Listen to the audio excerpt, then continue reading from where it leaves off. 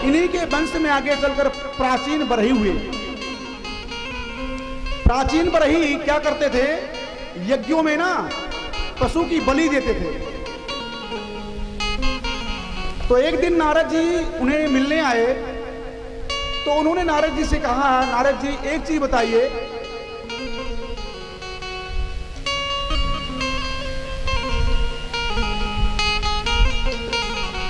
कि जो भी मैं कर रहा हूं क्या वो सर्वथा उचित है? नारद जी ने कहा, प्राचीन बरही अपना सर ऊपर उठाओ। प्राचीन बरही जब सर ऊपर उठाया तो जितने पशु बलि उसने यज्ञ में दिए थे, पूरे पशु उसको देख रहे हैं कि कब प्राचीन बरही मरे और मैं इसे कब खाऊंगा। तो प्राचीन बरही ने क्या कहा, बोला महाराज जी मैंने कुछ नहीं गलत किया। बोला क्यों, बलि आपने दी? बोली नहीं, जैसे ब्राह्मणों ने कहा था मैंने वैसे किया।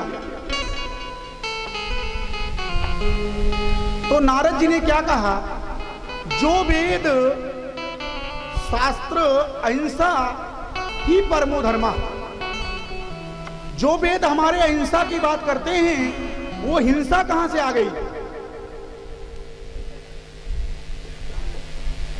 तो नारद जी ने कहा, प्राचीन बरही ध्यान से सुनो,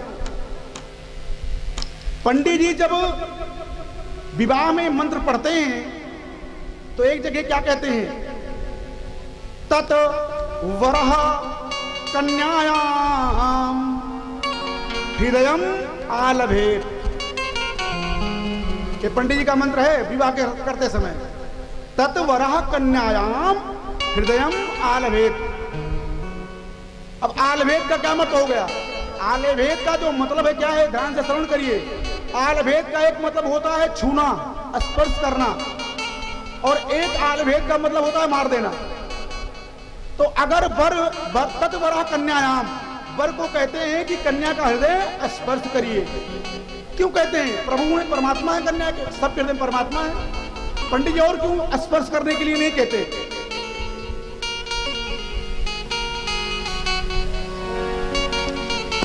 तो कहते हैं आप कन्या के हृदय को स्पर्श करिए।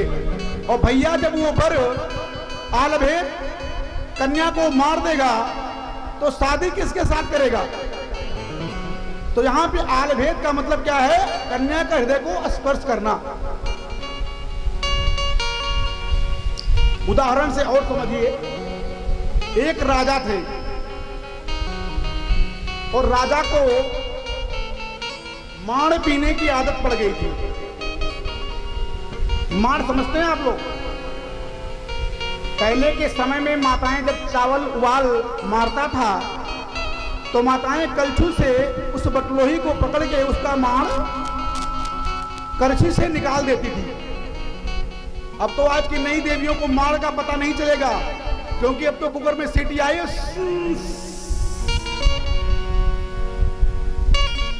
लेकिन भैया हम माड़ के समय में पैदा हुए इसलिए हमको माड़ का पता है। आज की देवियां आपको बोलो माड़ क्या होता है तो क्या बताएंगी, क्योंकि कुकर में डाला और 5 मिनट में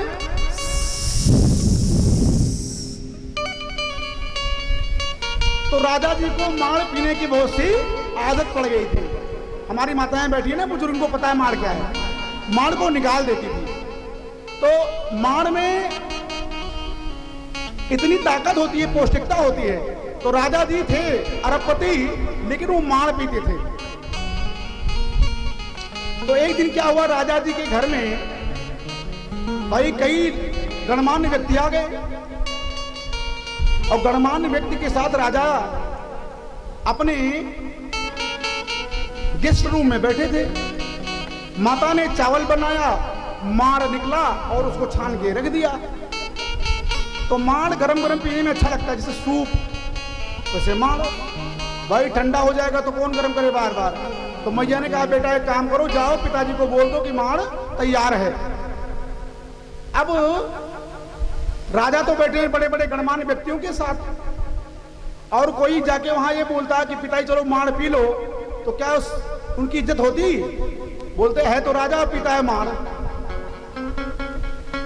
तो बेटे ने क्या कहा वहां जाके, पिताजी, बोले कहो बेटा। बोला धानुपुर से मारू जी आए हैं, कठवतिया घाट पर बैठे हैं, जल्दी से चलकर मिल लो, नहीं तो शीतलपुर को चले जाएंगे।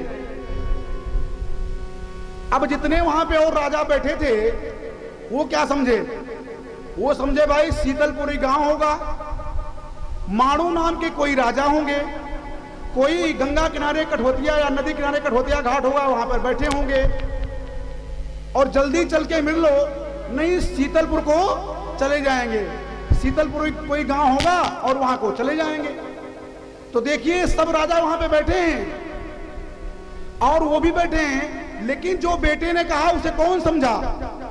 उसे वहां जितने बैठे थे कोई नहीं समझा। इतना समझे धानुपुर से माणू कोई आए, कठौतिया घाट पे बैठे हैं, जल्दी मिलो नहीं किसी शीतलपुर गांव को चले जाएंगे। लेकिन पिता उनके समझ गए कि मेरा बेटा क्या कह रहा है कि धान से माल निकला है, कठौता में रखा है, पिताजी जल्दी चर को पी लो नहीं तो ठंडा हो जाएगा। तो वेद परोक्षवाद, वही प्राचीन पर को समझा रहे कि वेद परोक्षवाद है, वेद में जो लिखा है वो सबकी समझने की बात नहीं है। जैसे वो राजा ही समझ पा रहे हैं कि मेरा बेटा क्या कहना चाहता है, अन्यत्र जितने बैठे थे कुछ नहीं समझ पाए। ऐसे जब तक वेद को किसी सांगोपांग विद्वान के पास आप नहीं बैठोगे क्या श्रवण करोगे?